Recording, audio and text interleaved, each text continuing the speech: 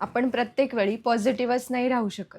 म्हणजे समजा आपण एक एम्प्टी बॉटल घेतली आणि त्याच्यात सकाळी चहा ओतला आणि दिवसभर आपण त्याच्यात वेगवेगळ्या गोष्टी ओततच राहिलो, तर ती चहा तिथेच राहणार आहे. निगेटिव्ह थॉट्सचं पण तसंच असतं.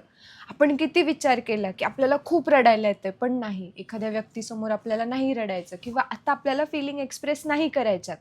मग आपण त्या फीलिंग दाबून ठेवतो आणि मग पॉझिटिव्ह गोष्टी बघायला लागतो. पण कुठेतरी आपल्या बॅक ऑफ द माइंड ती निगेटिव्हिटी राहतेच आणि ती निगेटिव्हिटी आपल्या शरीराला त्रास देत असते, आपल्या इमोशन्सला त्रास देत असते. त्यामुळे जर तुम्हाला कधी निगेटिव्ह फील होत असेल, कोणासमोर रडायचं असेल, तर रडा, एकट्यात रडा. पण ती फीलिंग, ते इमोशन दाबून ठेवू नका. त्याने अजून जास्त त्रास होतो, अजून स्ट्रेस वाढतो, डोकेदुखी वाढते.